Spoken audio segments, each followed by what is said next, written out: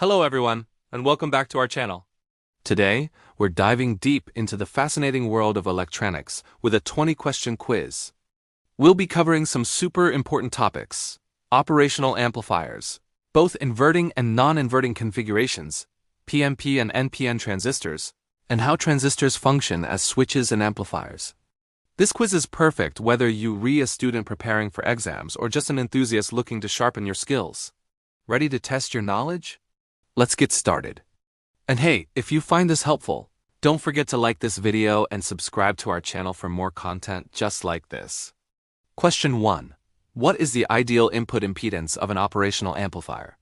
The options are A0, B low, C high, or D infinite. The correct answer is D infinite. In an ideal op-amp, the input impedance is considered infinite. In an ideal op-amp, the input impedance is considered infinite. This means that no current flows into the input terminals, which prevents the op-amp from loading down the source circuit. This is a key characteristic that makes op-amps so versatile. Question 2. What is the ideal output impedance of an operational amplifier? Your options are A0, B low, C high, or D infinite. The correct answer is A0. An ideal op-amp has zero output impedance. This allows it to deliver its full output voltage to any load, regardless of how much current the load draws. It behaves like a perfect voltage source. Question 3. In an inverting op-amp configuration, where is the input signal applied? A. The non-inverting terminal, B. The inverting terminal, C. The output terminal, or D. The power supply pin.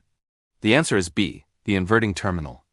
As the name suggests, in an inverting amplifier, the input signal is applied to the inverting input, which is marked with a minus sign.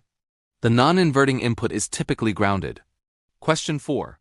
What is the phase relationship between the input and output signals of an inverting amplifier?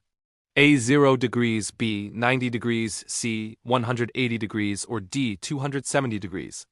The correct answer is C 180 degrees.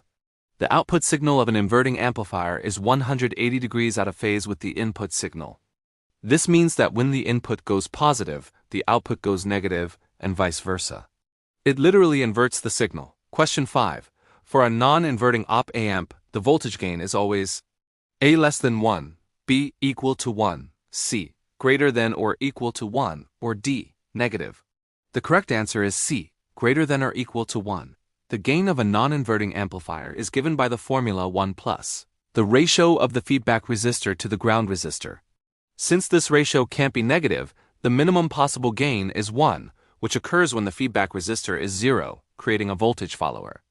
Question 6. In an NPN transistor, the majority charge carriers in the emitter are what?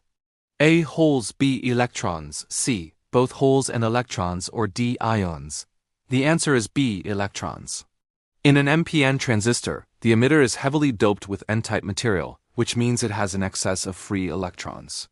These electrons are the majority charge carriers that are injected into the base region. Question 7. For a PNP transistor to be in the active region, the base emitter junction must be A. Forward biased, B. Reverse biased, C. Unbiased, or D. Zener breakdown. The correct answer is A. Forward biased. Just like with an NPN transistor, for a PNP transistor to operate in its active region where it can amplify signals, the base emitter junction must be forward biased. The collector-based junction, however, must be reverse biased. Question 8. In an NPN transistor, which region is the thinnest and lightly doped? A. Emitter, B. Base, C. Collector, or D. Substrate? The answer is B. Base. The base region is physically very thin and lightly doped compared to the emitter and collector. This design ensures that most of the electrons injected from the emitter pass right through the base to the collector, rather than recombining in the base. Question 9. When a transistor is used as a switch, which two regions does it operate in? A. Active and cutoff, B. Saturation and active, C. Cutoff and saturation, or D.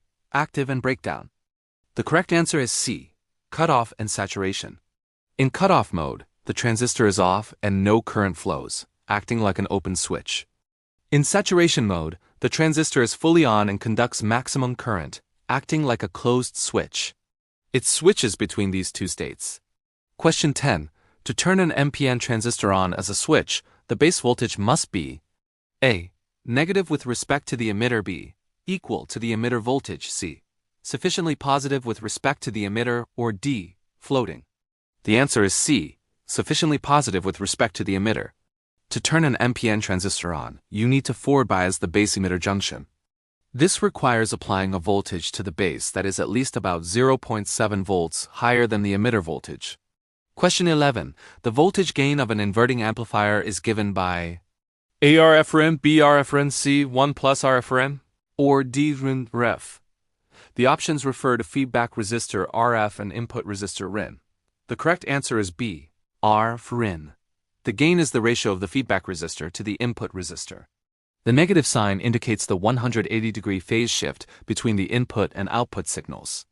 Question 12. A voltage follower is a special case of which op-amp key configuration? A. Inverting amplifier, B. Non-inverting amplifier, C. Differentiator, or D. Integrator. The answer is B. Non-inverting amplifier. A voltage follower, or buffer, has a gain of 1. It's just created by connecting the output directly to the inverting input in a non-inverting setup, which means the feedback resistor is 0. It's used to isolate circuits. Question 13. In a PNP transistor, the arrow on the schematic symbol points from A. Emitter to base, B. Base to emitter, C. Collector to base, or D. Base to collector. The correct answer is A. Emitter to base. The arrow on a transistor symbol always indicates the direction of conventional current flow in the emitter.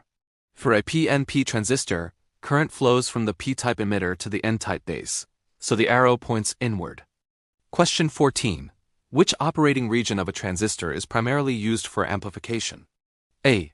Cutoff region, B. Saturation region, C. Active region, or D. Breakdown region. The answer is C. Active region. In the active region, the output current, which is the collector current, is proportional to the input current, which is the base current. This linear relationship allows the transistor to amplify small AC signals without distortion. Question 15. What is the main purpose of the collector region in a BJT? A. To inject charge carriers, B. To control the flow of current. A. To inject charge carriers, B. To control the flow of current. C. To collect the majority of charge carriers, or D. To provide mechanical support. The correct answer is C. To collect the majority of charge carriers. The collector is designed and biased to attract and collect the charge carriers that travel through the base from the emitter. It is the largest of the three regions to dissipate the heat generated. Question 16. If an op-amp is configured as a non-inverting amplifier with a feedback resistor of 10 k ohms and a ground resistor of 2 k ohms, what is its voltage gain? Question 17. To turn a PNP transistor on as a switch, the base must be made A. Positive relative to the emitter, B. Negative relative to the emitter, C. Equal to the emitter voltage, or D. Disconnected. The answer is B. Negative relative to the emitter. For a PNP transistor, the base emitter junction is made of N-type and P-type material. To forward bias it and turn the transistor on, the base needs to be about 0.7 volts more negative than the emitter. A. Positive relative to the emitter, B. Negative relative to the emitter, C. Equal to the emitter voltage, or D. Disconnected. The answer is B. Negative relative to the emitter. For a PNP transistor, the base emitter junction is made of N-type and P-type material. To forward bias it and turn the transistor on, the base needs to be about 0.7 volts more negative than the emitter. Question 18. What is the main characteristic of a transistor in the cutoff region? A. Maximum collector current, B. Collector current is proportional to base current, C. Very little to no collector current, or D. The base emitter junction is reverse biased. The correct answer is C. Very little to no collector current. In the cutoff region, both the base emitter and base collector junctions are reverse biased, effectively stopping the flow of current. The transistor acts like an open switch. A. Maximum collector current, B. Collector current is proportional to base current, C. Very little to no collector current, or D. The base emitter junction is reverse biased. The correct answer is C. Very little to no collector current. In the cutoff region, both the base emitter and base collector junctions are reverse biased, effectively stopping the flow of current. The transistor acts like an open switch.